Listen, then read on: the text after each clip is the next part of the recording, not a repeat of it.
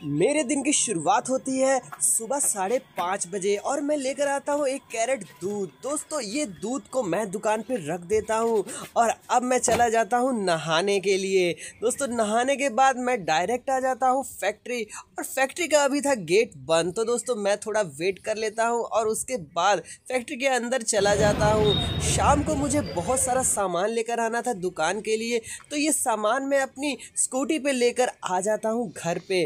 दोस्तों आप देख सकते हैं कितना सारा सामान मैं अपनी एक्टिवा यानी स्कूटी पर लोड करके लेकर आता हूँ।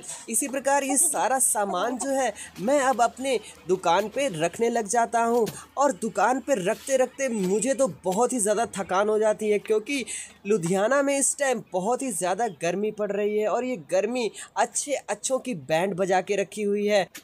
अब बारी आ जाती है इस बोरे की, जिसे मैं बड़ी मुश्किल से अपनी स्कूटी पे बांध के लेकर आया था।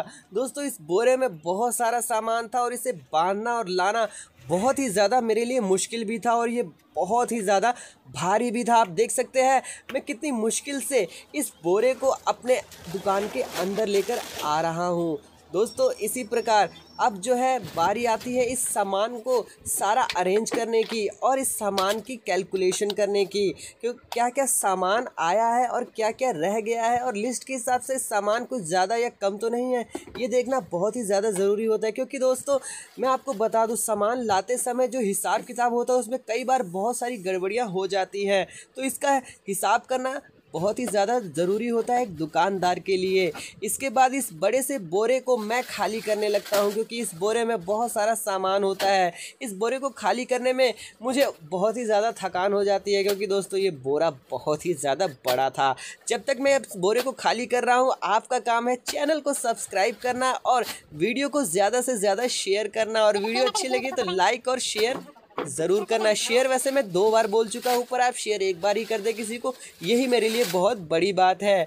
और दोस्तों आप देख सकते हैं मैं इस वीडियो में दोस्तों बहुत कर रहा हूँ। अब मैं कोशिश करूँगा इस दोस्तों को कम करने की। आप इससे इरिटेट ज़रूर हो रहे होंगे। अब बारी आती है इस सामान को अरेंज करने की और इस एक और झोले को खाली करने की। इस झोले को खोलना बहुत ही ज़्यादा मुश्किल था, पर मैं बहुत ही आसानी से इसे खोल देता हूँ और अब इस झोले को खाली कर देता हूँ। खाली करने के बाद इसमें साबुन वगैरह, बहुत सारे साबुन वगैरह और ये सोयाबीन की लड़ी आप देख सकते हैं किस तरह से मैं इसे लेकर आया था। अब दुकान बढ़ाने का टाइम हो चुका था, क्योंकि दोस्तों बज चुके थे 10:30 और 10:30 बजे हम दुकान को बढ़ा देते हैं और अब टाइम आ जाता है हमारे सोने का। जैसे ही दुकान बढ़ाने लगता हूँ मुझे दिख जाता है हमारी गली का रखवाला। तो इस रखवाले के लिए हमारा भी फ़र्ज़ बनता है कि इसके खान पान का हम लोग ध्यान रखें। दोस्तों जैसे ही 10:30 बज जाते हैं ये बेचारा हमारे दुकान के बाहर आ जाता है। ये बेचारा आप देख सकते हैं किस तरह से हमारे दुकान के बाहर आ चुका है और इसे चाहिए बिस्किट।